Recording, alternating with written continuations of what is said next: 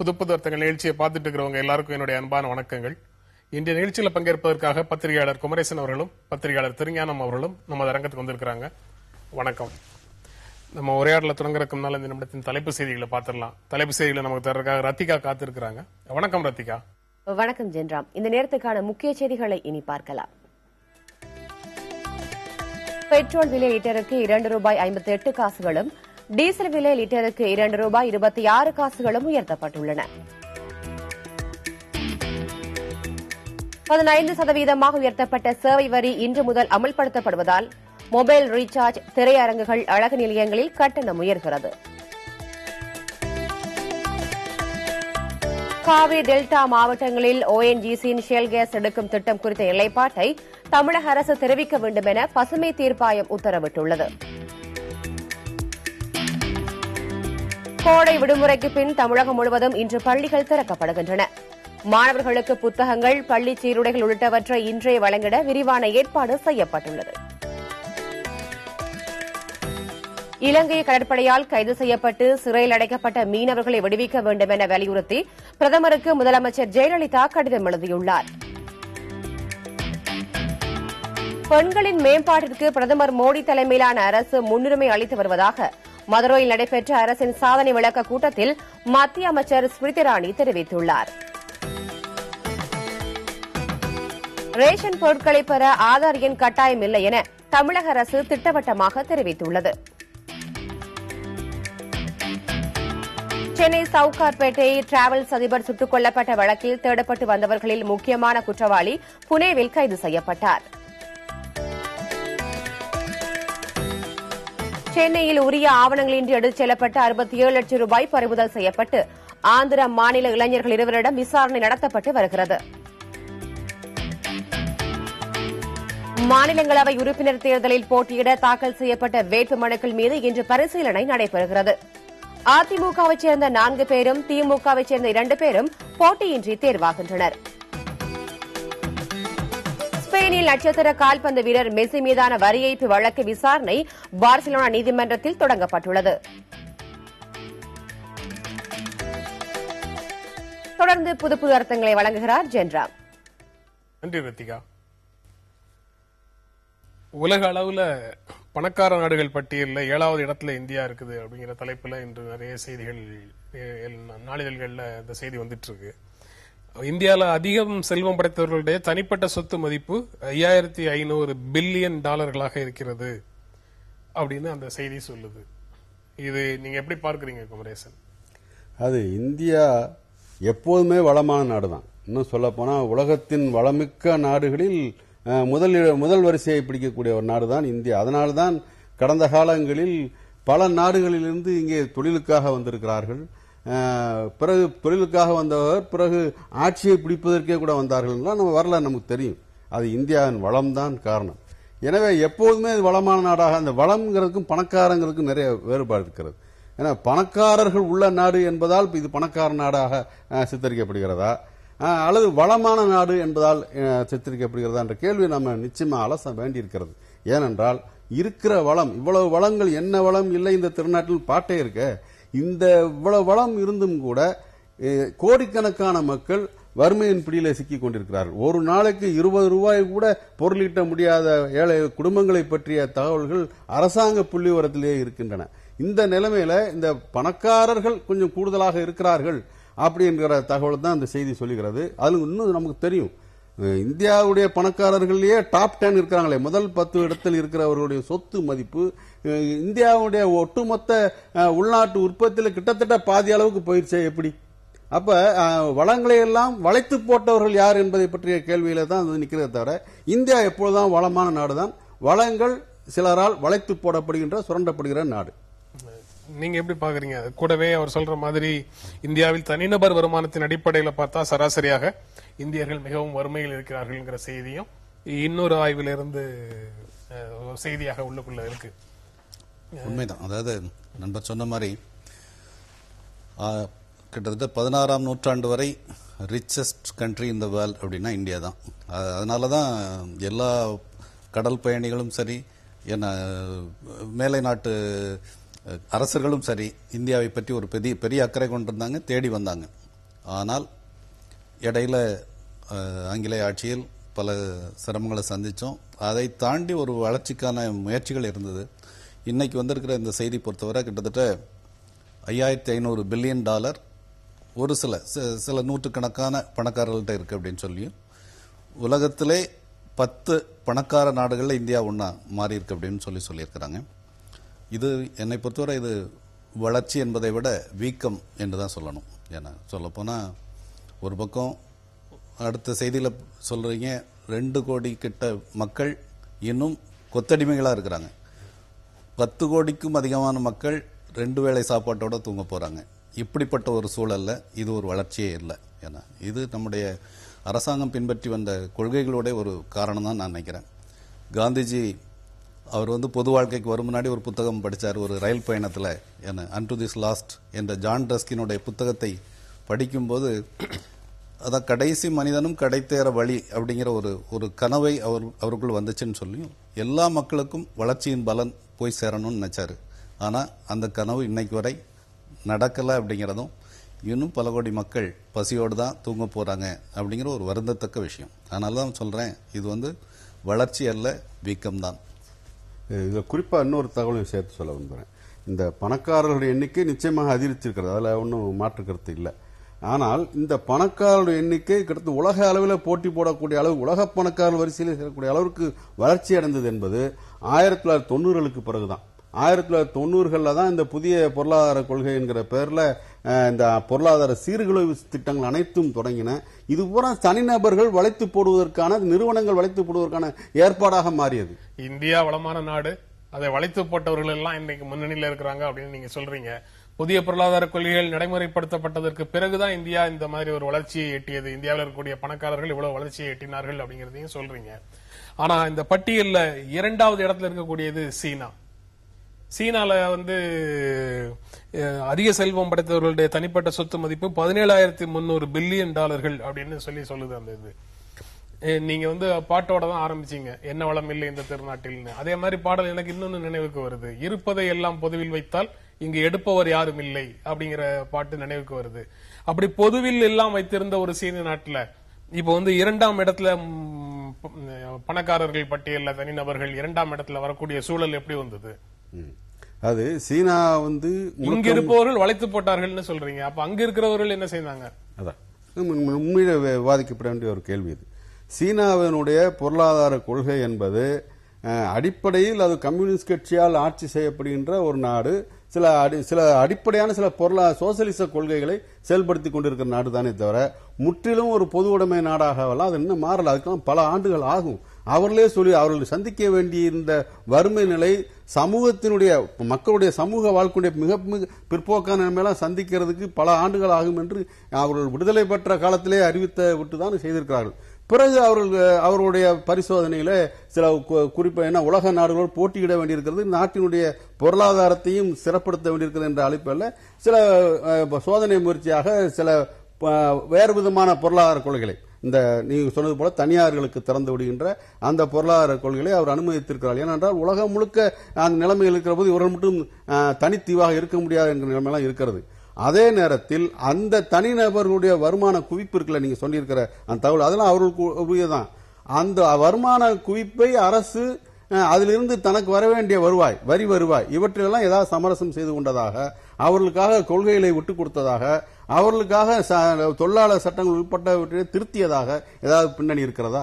இங்கே அதெல்லாம் அந்த சமரசங்கள்லாம் இங்கே நடந்துகிட்டு இருக்க.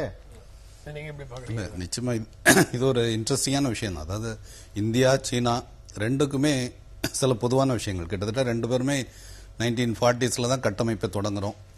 அங்கேயும் சரி, அங்க மாசேத்துங், இங்க காந்திஜி, 2 பேருடைய அடிப்படை கொள்கை உண்மையிலே ஒரு சரியான பொருளாதார கொள்கை. நான் சொல்லுவேன், கிராமப்புற பொருளாதாரம், குறிப்பாக சிறு தொழில், விவசாயம் 2க்கும் முக்கியத்துவம் கொடுக்கணும்னு அடிச்சு சொன்னாங்க. பட் அது எந்த அளவுக்கு நடைமுறைக்கு வந்ததுங்கிறது பிற்காலத்தில் மாற்றப்பட்டது. ஏன்னா காந்திய பொருளாதாரத்தை நேருடைய பொருளாதாரம் முழுக்க பெரும் தொழில் நிறுவனங்கள் ஆரம்பிச்சது. அடுத்தடுத்த காலகட்டத்தில் இன்னும் மோசமா போச்சுது. ஏன்னா அந்த அடிப்படைகளை பின்பற்றி இருந்தாலே இன்னும் கட்டமைப்பு சரியா இருந்திருக்கும். சீனாவில் இன்னைக்கும் சொல்றேன், ஓரளவு இன்னும் கட்டமைப்புகள் மீது, கிராமப்புற பொருளாதாரம் மீது ஒரு தொடர் முயற்சி இருக்கு. அதனாலதான் ஒரு பக்கம் அங்க தனிநபர் பொருளாதார வளர்ச்சி இருந்தாலும் கூட ஒரு அடித்தட்டு மக்களுக்கும் நிறைய முன்னேற்றங்கள் சாத்தியமாயிருக்கு. இந்தியாவில் அது பின்பற்றப்படலை அப்படிங்கிறது இன்றைக்கு இருக்கக்கூடிய ஒரு யதார்த்தம். அப்ப நீங்க பேசும்போது அப்போ இந்த இன்னொரு செய்தி இதோட சேர்த்து இந்த இந்தியாவில் 1.83 கோடி கொத்தடிமைகள், 1,83,00,000 கொத்தடிமைகள் அப்படின்னு சொல்லி சர்வதேச அளவுல முதலிடம்னு இன்னொரு செய்தியும் இதோட ஒட்டி வருது.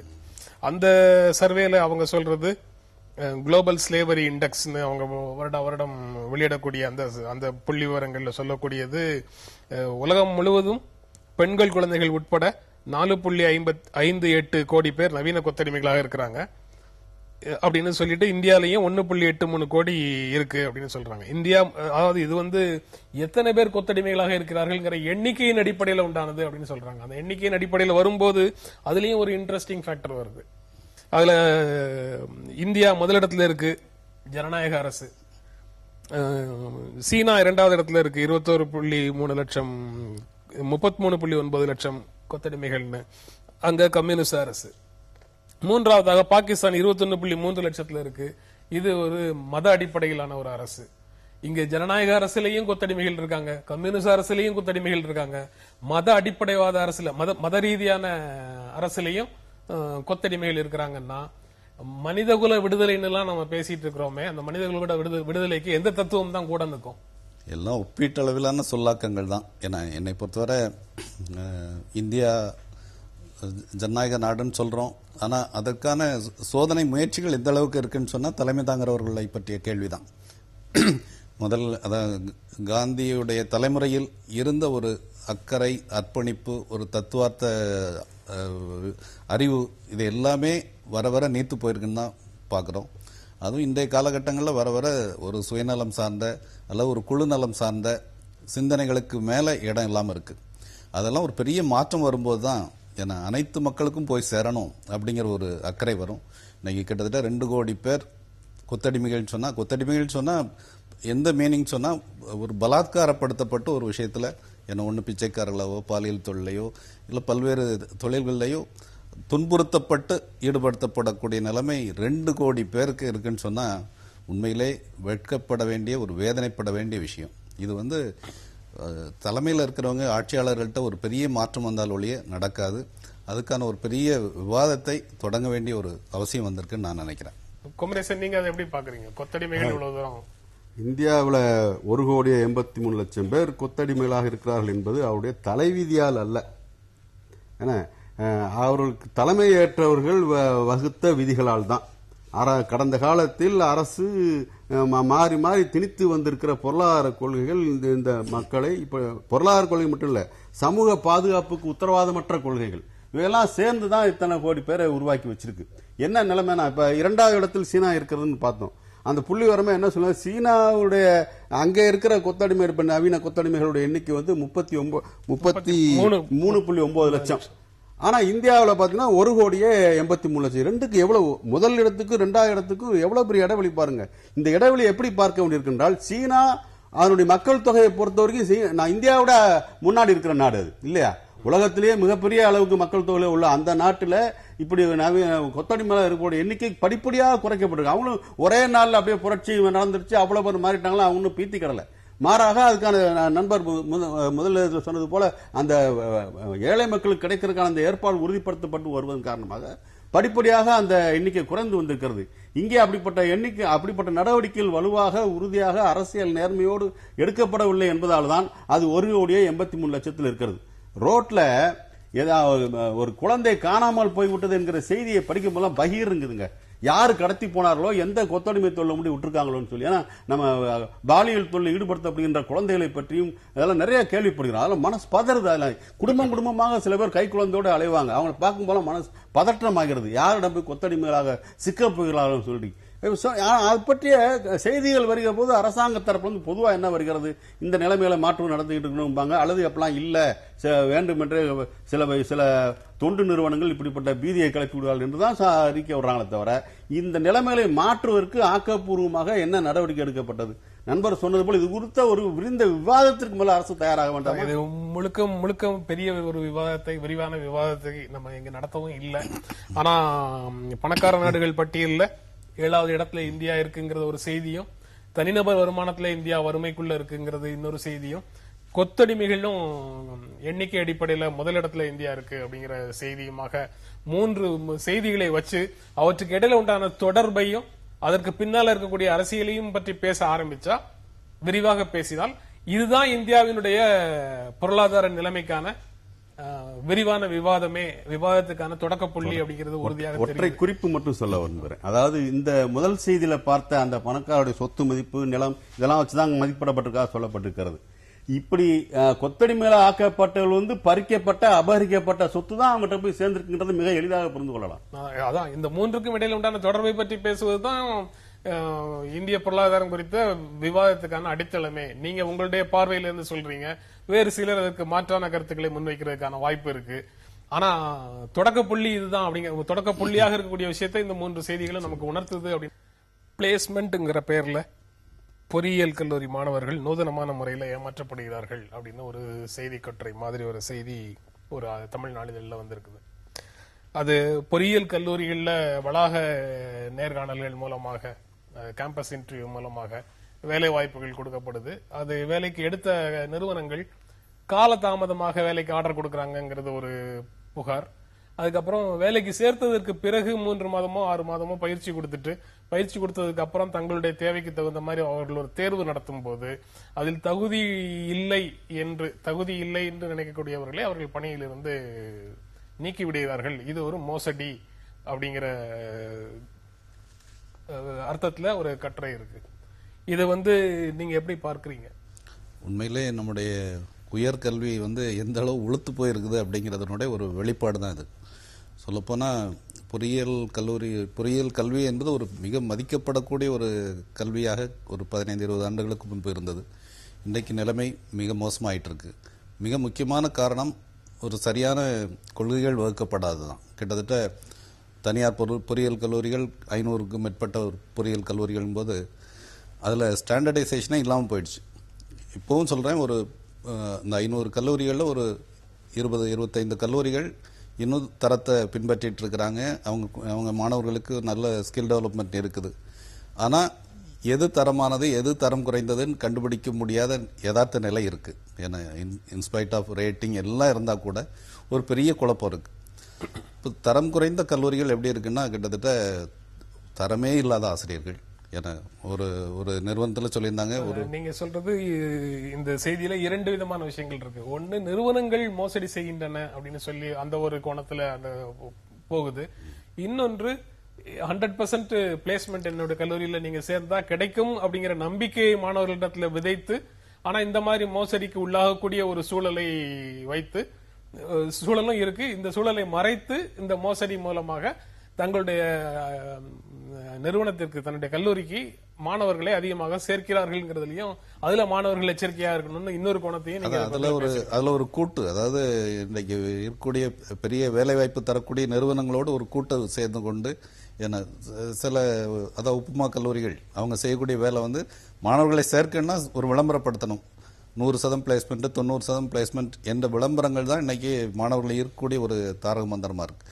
அதுக்கு சில தொழில் நிறுவனங்களோட அவங்க கூட்டு சேர்ந்து, ஏன்னா இப்போதைக்கு நீங்கள் பிளேஸ்மெண்ட் அறிவிச்சிருங்க, அப்புறம் என்ன வேணாலும் பண்ணிக்கோங்க அப்படின்ற ஒரு சிச்சுவேஷன்.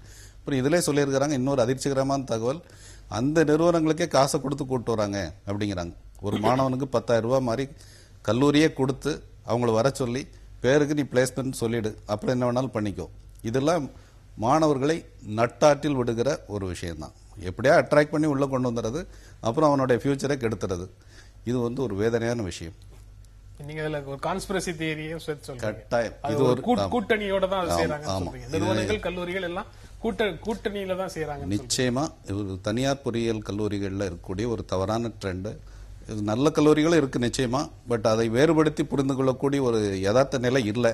இது மாணவர்களுக்கும் சரி பெற்றோர்களுக்கும் ஒரு பெரிய சிக்கலை, தர்ம சங்கடத்தை, வேதனை உருவாக்கக்கூடிய ஒரு சிச்சுவேஷன். புறக்கண்களுக்கு தெரியாத கூட்டணிகள் பல, அதுல ஒன்று இது போல. நிச்சயமாக, அதாவது கல்லூரிகளுடைய இன்ஜினியரிங் கல்லூரிகள், இப்படிப்பட்ட கல்லூரிகள்ல பிளேஸ்மெண்ட் டிபார்ட்மெண்ட்னே வச்சிருக்காங்க. ஆனா அந்த பிளேஸ்மெண்ட் டிபார்ட்மெண்ட்டுக்கும் இப்படி இந்த செய்தியில் சொல்லப்பட்டிருக்கிற அந்த இன்ஃபோடெக் நிறுவனம், அது போன்ற அந்த இன்ஃபாக்சிஸா அந்த நிறுவனம் வேற ஒரு நிறுவனத்தை இது போல பல நிறுவனங்கள் வச்சுக்கோங்க. ஒரு நிறுவனம் மட்டுமல்ல, இந்த செய்தியில குறிப்பிட்ட நிறுவனத்தின் பெயர் வந்திருக்கிறது.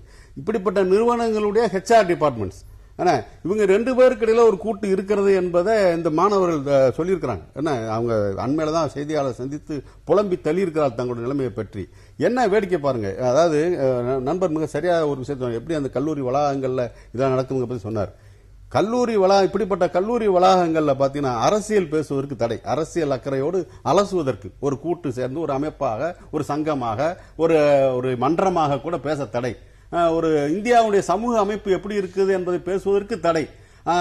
இன்னும் சொல்ல போனா இப்படிப்பட்ட பொறியியல் கல்லூரியில் பாலின வேறுபாடு கடந்து நண்பர்களாக பழகுவதற்கு கூட தடை, ஜீன்ஸ் அணிவதற்கு தடை, டி ஷர்ட் அணிவதற்கு தடை. ஆனா எதற்கு தடை இல்லை என்றால் இப்படிப்பட்ட வெளியே இருக்கிற தனியார் நிறுவனம் உள்ளே வந்து அள்ளிட்டு போறதுக்கு தடையே கிடையாது. இது அதுதான் அந்த கூட்டு. அது வெறும் தொழில் உறவு கூட்டம் அல்ல. அது ஒரு விதமான நீங்க ஒரு வார்த்தை போட்ட கான்ஸ்பிரசி அதுக்குள்ள இருக்கிறதுன்னு சொல்ல, அது எழுதப்படாத ஒரு கான்ஸ்பிரசி அது இருக்கத்தான் செய்யறது. என்ன இதோட விளைவு என்னவென்றால் இந்திய மாணவர் சங்கம் உள்ளிட்ட பல்வேறு மாணவர் அமைப்புகள், பல கல்வியாளர்கள் திரும்ப திரும்ப அதை எச்சரித்து வந்திருக்கிறார்கள். இந்த வளாக தேர்வு முறை, வளாகத்திலேயே நேர்முக தேர்வு எடுத்து ஆட்களை எடுக்கிற அந்த முறைக்கு முடிவு கட்ட வேண்டும், நிறுத்திவிட வேண்டும் என்றே சொல்லியிருக்கிறார்கள். ஏனென்றால் இது அந்த கல்லூரி வளாகங்களை வெறும் வேலை வேட்டை களமாக மாற்றி விடுகிறது. வேலைதான் வாழ்க்கையுடைய லட்சியமாக மாற்றி எந்த சமூக அக்கறையும் இல்லாதவர்களாக மாணவர்களுடைய முனையம்பழுங்க செய்கின்ற வேலையை செய்து கொண்டே இருக்கிறார்கள். அதனுடைய விளைவுதான் இப்படி ஒரு நிலைமை வருகிற போது அது எப்படி எதிர்கொள்வது கொண்டு கூட தெரிய முடியாத பல மாணவர்கள் அல்லாடுகிறார்கள். திருஞானம் ஆரம்பத்தில் குறிப்பிட்டார் ஒரு சொல், உளுத்து போன கல்வி முறை அப்படிங்கறத காட்டுது அப்படின்னு சொன்னாரு. அது அந்த திறன் மேம்பாடு தொடர்பான பிரச்சனையாகவும் அதுக்குள்ள அந்த பிரச்சனை இருக்கிறதையும் நான் பார்க்கிறேன். நீங்க ஒரு நிறுவனத்துல வேலைக்கு சேர்ந்துட்டு அவங்க கொடுத்த பயிற்சிக்கு பிறகு அவர்கள் வைக்கக்கூடிய தேர்வு பெறும் திறன் இல்லாதவர்களாக நீங்க இருக்கீங்க அப்படிங்கிறது ஒரு நிறுவனத்தை பொறுத்த வரைக்கும் ஒரு சிக்கலான பிரச்சனை இல்லையா? இல்ல, ஒரு நிறுவனம் தனக்கு தேவையான அதுக்கான தகுதிகள் உள்ள பணியாட்கள் வேணும் என்று எதிர்பார்க்கல, எந்த தவறும் இல்ல, எந்த நிறுவனமா இருந்தாலும். அதை அந்த கல்லூரி தேர்வுகள் முடித்து தேர்ச்சி பெற்று அடிப்படை தகுதிகளோடு வெளியே வருகிறவர்கள் விளம்பரங்கள்லாம் செய்து எடுக்கிறாங்கல்ல, அந்த முறையை தொடர்றதுல உங்களுக்கு என்ன சிக்கல்? ஏன் அவர்கள் அந்த கல்லூரியினுடைய தேர்வு முடிவதற்கு முன்னாடி ஒரு விளம்பரமே வருது, நீங்கள் படிப்பை முடிப்பதற்கு முன்னால் வேலை ஒரு கல்லூரியில விளம்பரமே செஞ்சிருக்கிறாங்க. இது எங்கிருந்து வருகிறது? அப்ப அந்த மாணவருடைய சிந்தனை எங்க போய் நிற்கும்? அதான் சொல்லுங்க. எனவே அடிப்படையிலேயே மாணவருடைய மன வளர்ச்சி, அதாவது சமூக அக்கறை சார்ந்த மனநிலை வளர்ச்சிக்கே கூட தடையாக இருக்கிறது. அதனாலதான் அரசாங்கமும் நீதிமன்றம் கூட தாங்களாகவே முன்வந்து இதில் தலையிட வேண்டும், இதை தடுத்து நிறுத்த வேண்டும். என்னுடைய சொன்ன மாதிரி, அதாவது சமூக அக்கறைங்கிறது கூட 2வது விஷயம். தன்னை பற்றிய புரிதலே, தனக்கு எது ஒத்து வருங்கிற புரிதலே இல்லாத நிலையில தான் மாணவர்கள் இருக்கிறாங்க. சொல்லப்போனா இப்போ +2 ரிசல்ட் வந்த நாளில் எனக்கு ஒரு +2 மாணவி எனக்கு ஃபோன் பண்ணி உண்மையிலே அழுதாங்க. அவங்க அந்த பள்ளியில் நான் ஒரு 2 மாதம் முன்னாடி பேச போயிருந்தேன். அந்த நம்பரை வச்சு எனக்கு ஃபோன் பண்ணி பேசும்போது நான் எதிர்பார்த்த மார்க் வரலன்னு சொன்னாங்க. நான் அவங்களுக்கு சில ஆறுதல் சொன்னேன். ஏன்னா +2ல டாப்பராக இருக்கிறவங்களாம் அங்கே போய் ஃபெயில் ஆகிறாங்க, ஸோ இங்கே ஆவரேஜாக இருக்கிறவங்க சாதிக்கிறாங்கன்னு ஒரு விஷயத்த சொன்னேன். சொல்லிட்டு பொருத்தமான கல்லூரியில் சேருங்க, பொருத்தமான படிப்பில் சேருங்கன்னு சொன்னால் ஒரு அதிர்ச்சிகரமான விஷயம் சொல்கிறாங்க. என்ன சொல்கிறாங்கன்னா, என்னுடைய பெற்றோர் பிகாம் எடுக்க சொல்கிறாங்க, பட் எனக்கு அதில் ஆர்வம் இல்லை, பட் எனக்கு எது பொருத்தமானன்னு எனக்கே தெரியல. எப்போ +2 முடிச்சப்புறம். இதுதான் இன்றைய கல்வி நிலையினுடைய யதார்த்த நிலை. பள்ளியிலே இந்த நிலை இருக்குன்னா கல்லூரியில் இது தொடரப்போகுது. இந்த பிளேஸ்மெண்ட் வேலை வாய்ப்புக்காக, வேலைக்கான கல்வி அப்படின்னு ஒரு அடிப்படையில கல்வியை பாக்குறதுடைய விளைவாக பிளேஸ்மெண்ட் பத்தி சொன்னாரு. இதனுடைய எக்ஸ்டென்ஷனா நீட்சியாக எனக்கு தோன்றது இந்த வளாக நேர்காணல்கள் மூலமாக வேலை அளிக்கப்படுது இல்ல, அதுவே சில சிக்கல்களை கொடுக்குது. நீங்க இப்ப +2 முடிச்சதுக்கு அப்புறம் அந்த பொண்ணால தன்னுடைய எதிர்காலத்தை தீர்மானிக்க முடியவில்லைன்னு நீங்க சொல்றீங்க. 4 வருட பொறியியல் படிப்பு முடிச்சதுக்கு அப்புறம் அந்த வளாக நேர்காணல்ல வேலை கிடைத்ததுக்கு அப்புறம் மேற்படிப்பு படிக்க வேண்டுமா இல்ல இந்த கிடைத்த வேலையில உடனடியாக போய் சேர்ந்து விட வேண்டுமாங்கிறதுல மிஸ்லீட் ஆகி போகக்கூடியவர்கள் நிறைய பேர். மிக சரியா சொன்னீங்க. அதாவது அவங்களுடைய தேர்ந்தெடுப்பு சுதந்திரம் இருக்குல்ல, தனக்கேற்ற துறையை தேர்ந்தெடுப்பதற்கான அந்த சுதந்திர உணர்வு கூட மழுங்கடிக்கப்பட்டு விடுகிறது. தேர்ந்தெடுப்பதற்கான சுதந்திரம் எப்போ வரும்னா தேர்வுக்கான வாய்ப்புகள் பற்றி தெரியப்படணும். இன்னைக்கு கடிவாளம் போட்ட மாதிரி இருக்கிறாங்க. அது ஒன்று, என்னுடைய அங்கிள் சொல்லிட்டாங்க, ஆன்டி சொல்லிட்டாங்க, இதுதான் அப்படின்னு நினைக்கிறான ஒழிய என்னெல்லாம் வளர்ந்து வரக்கூடிய வாய்ப்புகள், எனக்கு எது பொருத்தமானது. எனது கேரியர் செலெக்ஷனில் மிக முக்கியமானது வேலை என்பது வேலையாக இருக்கக்கூடாது, அது என்ஜாயபிளாக இருக்கணும். ஒரு சினிமா போயிட்டு வர மாதிரி ஜாய்ஃபுல்லாக இருக்கக்கூடியதான் கேரியர் செலெக்ஷனில் அடிப்படையான. அதுவே நிறைய பேருக்கு தெரியறதில்லை. அது மட்டும் இல்லை, எது தனக்கு மிக விரைந்த வளர்ச்சியை தருமோ அதை தேர்வு செய்யணும். இந்த புரிதல்லாம் கீழே தரப்படுறதில்ல. ஏன்னா கல்லூரியிலையும் தரப்படுறதில்ல, பள்ளிகளையும் தரப்படுறதில்ல. உண்மையில ஒரு வாழ்வியல் கல்வி போதிய அளவில் போய் சென்று சேர்வதில்லை என்பதுதான் மாணவர்கள் பெற்றோர் தரப்பில். இந்த மாணவர்களால் வேறு வேலைகளுக்கு முயற்சி செய்ய முடியாமல் போய்விடுகிறதுங்கிற பெரிய ஆபத்தும் இருக்கிறது. பிரதமர் மோடிக்கு சோனியா காந்தி சவால், பாரபட்சம் இல்லாத விசாரணைக்கு உத்தரவிட தயாரா அப்படின்னு ஒரு தலைப்புல வரக்கூடிய சோனியா காந்தியினுடைய கருத்துல விழா 2ஆம் ஆண்டு விழா கொண்டாடுறது, ஆட்சிக்கு 2ஆம் ஆண்டு விழா கொண்டாடுவது ஒரு பிரதமருக்குடைய வேலை இல்ல, அவர் பேரரசர்கள் தான் அந்த மாதிரி விழாக்களை கொண்டாடுவாங்க, பிரதமர்கள் கொண்டாடக்கூடாதுன்னு சொல்றாங்க. அதுக்கு பதிலாக ராஜ்நாத் சிங், பிரதமர் பேரரசர் அல்ல, அவர் ராஜா இல்ல, அவர் பிரதமர் தான் அப்படின்னு சொல்றாரு. நீங்க அந்த கருத்தை எப்படி பாக்குறீங்க? அந்த மாதிரி கருத்து முதல்ல தேவையான ஒரு விவாதம் தானா அப்படிங்கறது அடிப்படையாக ஒரு கேள்வி வருது. எப்படி பாக்குறீங்க? விவாதங்களின் மூலமாகத்தான் சரியான அணுகுமுறைகளுக்கு நாம செல்ல முடியும். அந்த வகையில எந்த தரப்பிலிருந்து அந்த விவாதங்கள் கிளப்பி விடப்பட்டாலும் சரி, அது வரவேற்கப்பட வேண்டிய ஒரு விஷயம்தான். இப்ப இந்த விஷயத்தை பொறுத்த வரைக்கும் ராஜ்நாத் சிங் அவர்கள் ஒரு கருத்தை சொல்லிக்கிறார். என்ன சொல்லிக்கிறாருன்னா, ஒரு பிரதமர் குறுக்கீட்டுக்கு மன்னிக்கணும், இந்திய ஜனநாயகத்துக்கு ஒரு 60 ஆண்டுகளுக்கு மேல ஆகுது அப்படின்னு சொன்னா, அந்த 60 ஆண்டுகளுக்கு பிறகும் பிரச்சனைகளை பற்றி பேசாம தனி நபர்களை பற்றி பேசுற நிலைமையில தான் இருக்கும். அதுக்கும் யாராவது ஒருத்தர் தொடங்கி யாராவது ஒருத்தர் முடித்து வைக்கிற மாதிரி ஒரு விவாதம் தேவையா? சில விஷயங்களை தாண்டி நம்மளால உணர்ந்து கொண்டு தாண்டி போக முடியாத நிலைமையில தான் இன்னும் இருக்கோமாங்கிற கேள்வி வருது. இன்னைக்கு இவர் நிதியமைச்சர் அருண்ஜேட்லி சொல்றாரு, ரகுராம் ராஜனை பற்றி தனிப்பட்ட முறையில் வரக்கூடிய கருத்துக்களை நான் ஏற்கவில்லை. ரகுராம் ராஜனை தனிப்பட்ட முறையில் தாக்கி பேசுபவர்களை நான் ஏற்கவில்லை அப்படின்னு சொல்றாரு. அந்த பேச்சை நான் ஏற்கவில்லைன்னு சொல்றாரு. அது ஒரு இதோட பொருள் உள்ளதாக பாக்குறேன், இதோட பொருத்தமுடையதாகவும் பாக்குறேன். நீங்க சொன்னீங்க, இத்தனை ஆண்டுகள் ஆயிடுச்சு விடுதலை பெற்று, ஆனா இன்னும் பிரச்சனைகளை பற்றி பேசாமல் தனி மனிதர்களை பற்றி பேசிக் கொண்டிருக்கிறோமேன்னு கேட்டீங்க. இதுதான் பிரச்சனையே. அதாவது இன்னும் இந்த நாடு அது தன்னுடைய பிற்போக்கான நிலைமையிலிருந்து, பிற்போக்கான இந்த நிலப்பரப்புத்துவ காலகட்டத்திலிருந்து வளர்க்கப்பட்ட மனநிலைகள் இருக்குல்ல, மனிதர்களோட மனித வழிபாடு அல்லது தனி மனித தூற்றல், இந்த ரெண்டு தான் அரசியலாக கடந்த காலத்திலிருந்து மன்னராட்சி காலத்திலிருந்து தொடர்ந்து வந்தது. அதனுடைய பிடிமானத்தில் இருந்து இன்னும் நாடு முழுக்க விடுபடவில்லை. அப்படி விடுபட செய்வதற்கான ஆரோக்கியமான நடவடிக்கையிலே ஆட்சியாளர்கள் மற்ற இந்த சார்ந்திருக்கிற பல்வேறு அரசியல் இயக்கங்கள் நேர்மையாக மேற்கொள்ளவில்லை என்பதை தான் அது காட்டுகிறது. இது என்ன பிரச்சனைனா, இப்ப ராஜ்நாத் சிங் சொல்லிக்கிறாரு, prime minister does not represent a particular political party. ஒரு குறிப்பிட்ட அரசியல் கட்சியை பிரதிநிதித்துவப்படுத்துவர் அல்ல பிரதமர், அவர் நாட்டுக்கே சொந்தமானவர் சொல்றாங்க. ரொம்ப மிக சரியான கோட்பாட்டு அடிப்படையில் இதுதான் உண்மை. ஜனநாயகத்தின் அடிப்படையே இதுதான். அவர் குறிப்பிட்ட அவர் தேர்ந்தெடுக்கப்படுகிற வரைக்கும் வேணா ஒரு கட்சியினுடைய பிரதிநிதியாக இருக்கலாம். தேர்ந்தெடுக்கப்பட்ட பிறகு நாட்டு மக்கள் அனைவருக்கும் சொந்தமானவர், பொதுவானவர். ஆனா அதுதான் நடக்கிறதா? ஒவ்வொரு அமைப்புக்கும் தனிப்பட்ட சுதந்திரம் இருக்கிறது, அது மதிக்கப்பட வேண்டும் வேற சொல்லிக்கிறார். அது மதிக்கப்படுகிறதா? எந்த அளவுக்குலாம் இங்க, ஏன்னா இது விரிவாக விவாதிக்கப்பட வேண்டிய ஒரு விஷயம். இந்த 2 ஆண்டுகள்ல ஒரு பக்கம் அவங்க சாதனை விளம்பரம் செஞ்சுக்கிட்டு இருக்கிறாங்க, கொண்டாடுறாங்க, ரைட். இன்னொரு பக்கத்துல வேதனைக்கான எல்லாம் நடக்குதான்னு நீங்க கேக்குறீங்கல்ல. நடக்காமல் இருப்பதற்கு பாரதிய ஜனதா கட்சி மட்டும் பொறுப்பா? பாரதிய ஜனதா கட்சி மட்டும் பொறுப்பா? அல்லது இந்த 2 ஆண்டுகள்ல தான் இந்த மாதிரியான வளர்ச்சி, இந்த மாதிரியான ஒரு போக்கு வளர்ந்திருக்குது அப்படின்னு சொல்லுவீங்களா? அதாவது இந்த 2 ஆண்டுகளில் தான் இந்த மாதிரியான போக்கு வளர்ந்தது என்று சொன்னால் வரலாற்றை நம்ம பார்க்கவே இல்லைன்னு அர்த்தம். ஆனால் இந்த 2 ஆண்டுகளில் இந்த போக்குகளுக்கு காரணமானவர்கள் ஊக்கம் பெற்றிருக்கிறார்கள். தங்களுக்கு ஏதோ லைசன்ஸ் கிடைத்து விட்டது போல் செயல்படுகிறார்கள் என்பதை பார்க்க தவறினால் நிகழ்காலத்தை பார்க்க தவறுன்னு அர்த்தம். ஆக வரலாற்றையும் பார்க்க வேண்டும், நிகழ்காலத்தையும் பார்க்க வேண்டும். அந்த வரை இந்த 2 ஆண்டுகளில் மக்களை கூறு போடுகின்ற, மதத்தின் அடிப்படையில் மக்களை சின்னாபின்னப்படுத்துகின்ற சக்திகள் ஊக்கம் பெற்றிருக்கின்றன. அதற்கு உதாரணம் தான் இந்த பசுவதை விவகாரம் எல்லாம். பசுவதைங்கிற மொழிபெயர்ப்பே தப்புங்கிறது என்னுடைய கருத்து.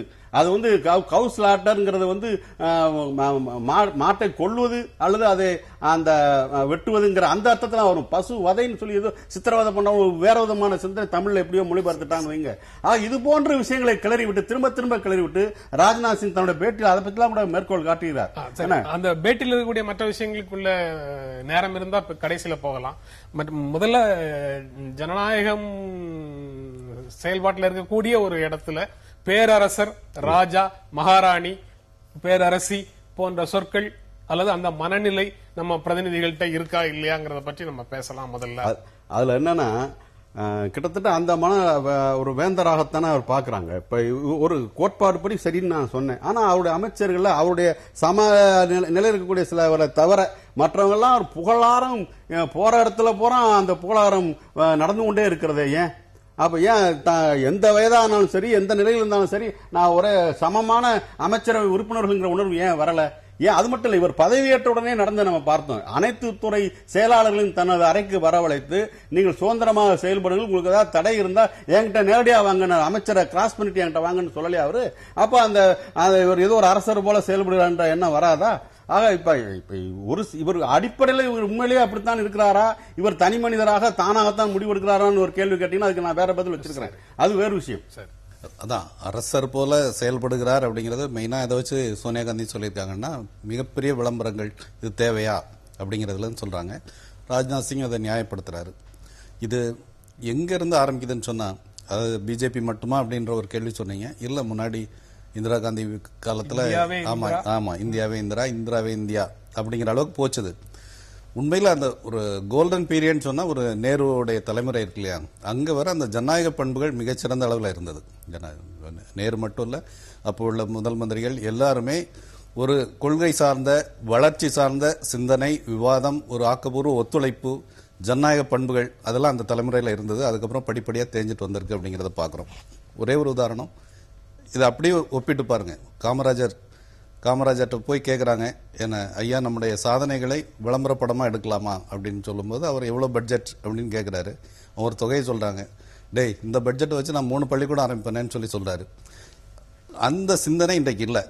எத்தனை 100 கோடிகளோ எத்தனை 1000 கோடிகளோ பரவாயில்ல, விளம்பரம்ங்கிற ஒரு தலைமுறை இன்னைக்கு வந்துருச்சு. மாற்றம் வரணும். எப்போ நடக்கும்னு சொன்னா, தலைமையில் இருப்பவர்கள் மக்களை பற்றிய சிந்தனை, நாட்டினுடைய வளர்ச்சியை பற்றிய சிந்தனை இதுக்கு போகும்போது தான். என்ன வெறுமனே மன்னர் போல நடந்துக்கிறான்னு சொல்றதை விட கொள்கை சார்ந்த விவாதமா காங்கிரஸ் மாற்றட்டும், வரவேற்போம் அப்படிங்கறது என்னுடைய. 3 பள்ளிக்கூடம் திறந்துருவேன் அப்படின்னு சொல்லி காமராஜர் சொன்னார்ங்கிறத சொல்றீங்க.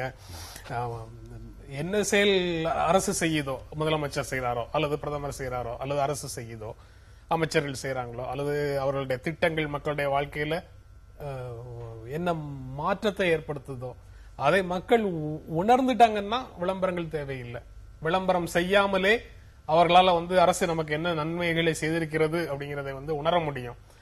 உணர முடியாத மேல் பூச்சான விஷயங்கள்லாம் இருந்ததுன்னா விளம்பரங்கள் மூலமாக மட்டும்தானே சொல்ல முடியும். அந்த சிக்கல் அதுக்குள்ள வந்துருது இல்ல. அதாவது பார்வை பொறுத்த விஷயம்தான்.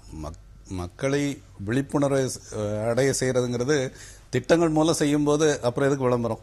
திட்டங்கள் அவங்களை போய் சேரும்போது மிகப்பெரிய வளர்ச்சி கிராம அளவில் நடக்குது, ஒவ்வொரு தெரு அளவில் நடக்குதுங்கும் போது விளம்பரமே தேவையில்லை. இந்த அரசு உண்மையிலே செயல்படுகிற அரசு, நமக்கான நிரந்தர தீர்வுகள், தற்காலிக தீர்வுகள்னு சொல்லி திட்டங்களுடைய இலக்குகளை நம்ம 2 வகையாக பார்த்தோம்னா, நிரந்தர தீர்வுகள் இந்த பள்ளிக்கூடம், நிரந்தரமான கல்வி கொடுக்கக்கூடிய அமைப்பு அப்படின்னு பார்க்கும்போது அதுல அவங்க என்னைக்கும் கண்ணு முன்னாடி நிற்கும், அவங்க வாழ்க்கையில அது எப்பவும் அது எதிரொலிச்சுட்டு இருக்கும். அதனால அது சிக்கலா இருக்காது.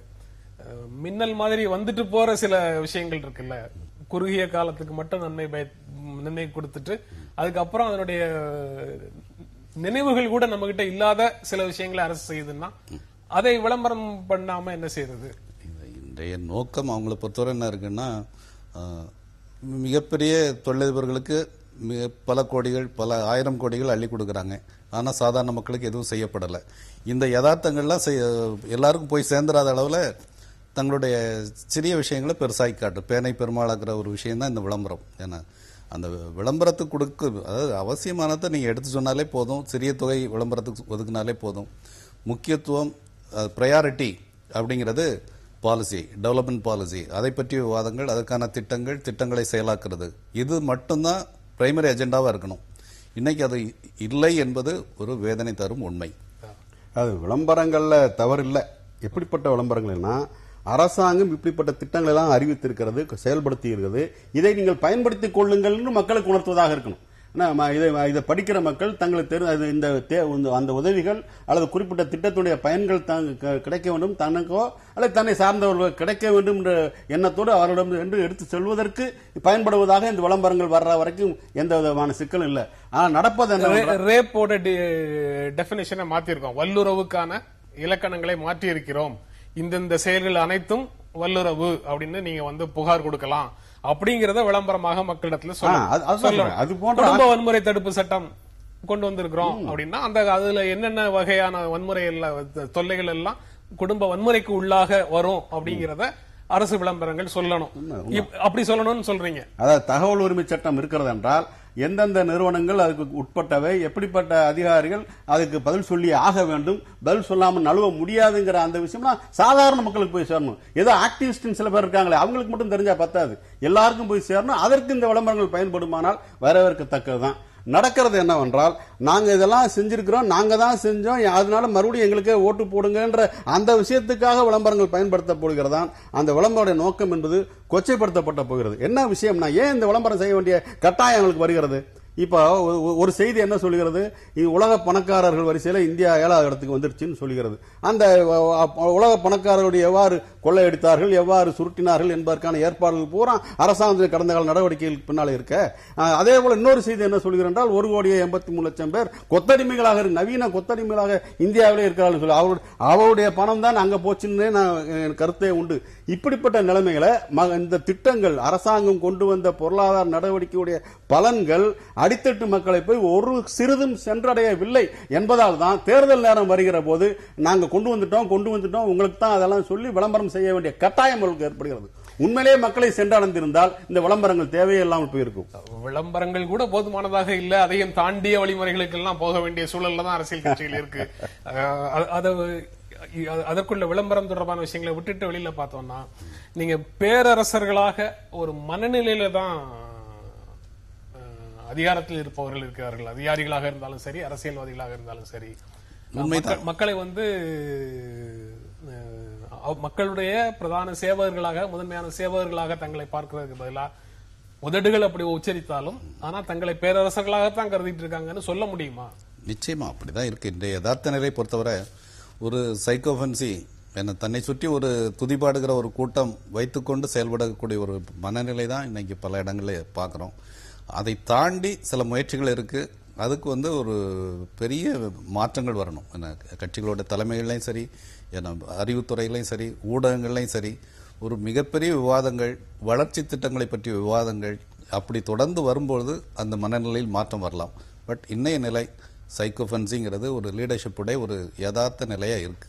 ஏன்னா நான் சொன்ன மாதிரி நேருடைய காலத்தில், காமராஜர் காலத்தில் இருந்த ஒரு 100% வளர்ச்சி சார்ந்த சிந்தனை, ஒரு சுயநலமற்ற வளர்ச்சி சார்ந்த சிந்தனை அப்படிங்கிறது இன்னைக்கு ஒரு கனவா தான் இருக்கு. அதில் மாற்றம் வர வேண்டும் என்றால் கட்சிகளிடையே ஒரு மாற்றம் வரணும், அறிவுத்துறையிடையே மாற்றம் வரணும், ஊடகங்களுடைய அணுகுமுறையில மாற்றம் வரணும். அதெல்லாம் நடந்தா நிச்சயம் நல்ல மாற்றங்கள் வரும். அவர் சொன்னதுக்கு எதை சொல்ல விரும்புறீங்களா, இல்ல அடுத்த கட்டத்துக்கு போகலாமா? அவர் சொன்னதுக்கு எதை சொல்ல? ஆமா, நான் சொல்ல வர்றேன். அதாவது தேர்தலில் வாக்குச்சாவடிக்குள்ள போய் அந்த வாக்குப்பதிவு எந்த இடத்துல அந்த பட்டனை அமுக்குறாங்க பாருங்க, அந்த பட்டனை அமுக்குற வரைக்கும் தான் மக்கள் எசமானவர்களாக இருக்கிறார்கள். பட்டனை அமுக்கிட்டு வெளியே வந்தாச்சுன்னா, கருப்பு மையோட வெளியே வந்தாச்சுன்னா ஒன்னும் செய்ய முடியாது. அவர்களால் தேர்ந்தெடுக்கப்படுகிற பிரதிநிதிகள் அவரால் அப்புறம் சுலபத்தில் போய் பார்க்க முடிகிறதா? நான் விதி விலக்கெல்லாம் சில பேருக்கு அவங்களுக்குள்ள நான் போல. பொதுவான நடைமுறை என்னவாக இருக்கிறது, ஒரு வட்டாரத்தில் இருக்கிற ஒரு பிரதிநிதியா உட்பட ஒரு பஞ்சாயத்து பிரதிநிதியா இருந்தா கூட இருக்கலாம், அவர்ல இருந்து உயர்மட்டம் வரைக்கும் என்ன நிலைமை? மக்கள், எளிய மக்கள் எளிதில் சென்று அவர்களை பார்த்து விட முடியுமா? அவருடைய ஏதோ ஒரு வகையில் அதிகாரிகள் இருப்பார்கள், துணையாளர்கள் இருப்பார்கள், அல்லது கொஞ்சம் உள்ளூர் மொழியில சொல்வதா அல்லக்கைகள் இருப்பார்கள். அவர்கள் மூலமா தான் அணுக வேண்டியிருக்கிறது. அந்த நிலைமையை என்னைக்கு மாற்ற போறாங்க? அப்ப ஒரு விதமான ஏதோ குறுநில மன்னர்கள் போல, அதுக்கப்புறம் கொஞ்சம் அரசர்கள் போல, அதுக்கப்புறம் பேரரசர்கள் மன்னர்கள் போல என்று அந்த நான் ஏற்கனவே சொன்னேன் நிலப்பருவத்த மனநிலை என்று சொன்னேன். அந்த மனநிலையிலிருந்து மக்கள் விடுபட முடியாத அளவிற்கு இந்த பொறுப்புகளுக்கு வருகிறவர்கள் நடந்து கொள்கிறார்கள் என்பதுதான் உண்மை. ஜனநாயக அரசு எந்திரம் அந்த மாற்றத்தை மக்களிடத்தில் கொண்டு வர முடியாதா? ஜனநாயக அரசு எந்திரத்தால் எப்போது முடியும் என்றால், இதுல பங்கெடுக்கிற அத்தனை பேரும் இது குறித்த ஒரு நேர்மையான உணர்வோடு மக்களிடையே தொடர்ந்து கொண்டு செல்வதன் மூலமா தான் நடக்கும். ஆனா அது நடக்கல. ஒரு ஆட்சிக்கு வருகிறவர்கள் தங்களுக்கு வசதியாக இருக்கிற போது இதை பயன்படுத்துவது, வசதி இல்லை என்றால் வேறு வழிகளை பயன்படுத்துவது. உதாரணமா இந்த பிஜேபி கவர்மெண்டை விமர்சித்திருக்கின்ற பேரரசர் போல் நடந்து கொள்கிறார்கள் என்று விமர்சித்திருக்கின்ற சோனியா காந்தி அவர்கள், அவருடைய கட்சி காங்கிரஸ் கட்சி ஏதோ ஒரு வகையில் கூட்டணிக்குள் இருந்ததால் யுபிஏ போன்ற கூட்டணிக்குள் இருந்ததால் சில நடவடிக்கை கொஞ்சம் கட்டுப்பட்டு அவர் நடந்து கொள்ள வேண்டிய கட்டாயம் ஏற்பட்டது. ஆனால் தனிவேறு கட்சியாக இருந்திருந்தால் என்ன நடந்திருக்கிறது அவசர நிலை ஆட்சி வரைக்கும் நம்ம பார்த்திருக்கிறோம். ஏன்னா இதுதான் அவருடைய போக்கு. இப்ப இதிலிருந்து மாறுபட வேண்டும் என்றால் ஜனநாயக இயக்கங்கள் இது குறித்து பரந்த ஒரு பரப்புரை இயக்கத்தை இன்னும் மக்களுக்கு விழிப்புணர்வு ஏற்படுத்த இயக்கத்தை நடத்தி தான் ஆக வேண்டும். அது நடக்கவே இல்லைன்னு சொல்ல முடியாது.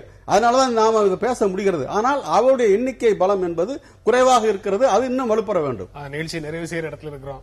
ஜனநாயக அரசு இயந்திரம்னு பேசுறோம், ஜனநாயக அமைப்புன்னு பேசுறோம். இங்கு நேரடியாக மக்களால் தேர்ந்தெடுக்கப்பட்டவர் தான் பிரதமராக முடியும், முதலமைச்சராக முடியும். ஆனா பிரிட்டனோ ஜப்பானோ பேரரசர்களையும் மகாராணிகளையும் முதன்மையாக வச்சிருந்து ஒரு ஜனநாயக அமைப்புக்குள்ள இயங்கிட்டு இருக்கிறாங்க. ஆனா அங்க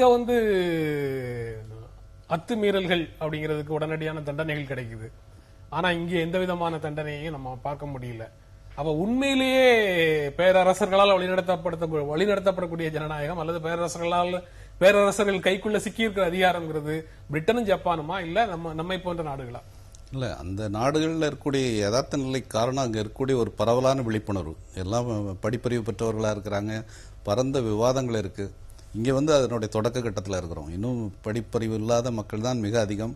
விழிப்புணர்வு பெறாத இளைஞர்கள் பெரிய கல்லூரி படித்திருந்தா கூட ஒரு அரசியல் விழிப்புணர்வு, சமூக விழிப்புணர்வு மிக மிக குறைவா இருக்கு.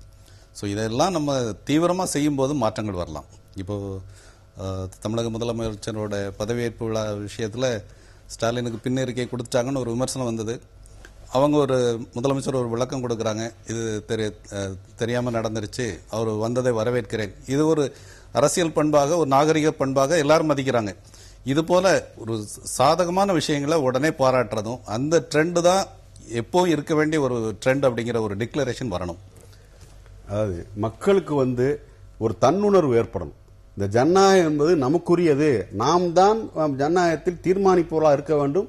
நம்ம ஆள வருகிறவர்களும் சரி, நம்மை பிரதிநிதித்துவப்படுத்துகிறவர்களும் சரி, நம்முடைய எண்ணங்களை, நம்முடைய எதிர்பார்ப்புகளை, நம்முடைய தேவைகளை அங்கே வெளிப்படுத்த இருக்க வேண்டும் என்கின்ற தன்னுணர்வு முதல்ல வர வேண்டும். அப்படி வந்துடுச்சுனாக்கா 1000 ரூபாய்க்கோ 5000 ரூபாய்க்கோ பலியாக மாட்டார்கள். அந்த 1000 ரூபாய்க்கும் 5000 ரூபாய் பலியாகிற போது திருப்பி கேட்க முடியாத, தட்டி கேட்க முடியாத நிலைமைக்கு ஒரு ஆளாகிறார்கள். அதுபோல என் சாதியை சொல்லி வராதே, என் மதத்தை சொல்லிட்டு ஓட்டு கேட்டு வராது என்று சொல்லுகின்ற மன திணிவு மக்களுக்கு வர வேண்டும். அதுவும் தானா அதை நான் ஒப்புக்கொள்கிறேன். இதில் அக்கறை உள்ள, உண்மையான ஈடுபாடு உள்ள இயக்கங்கள் இதை மக்களிடம் கொண்டு செல்ல வேண்டும். இதற்கு இப்படிப்பட்ட ஊடக விவாதங்கள் நிச்சயமா பயன்படும் தான் நான் கருதுறேன். இந்த நிகழ்ச்சியில பங்கேற்று உங்களுடைய கருத்துக்களை பகிர்ந்து கொண்டிருக்க எங்கள் நெஞ்சார்ந்த நன்றி. மீண்டும் சந்திப்போம். நன்றி, வணக்கம்.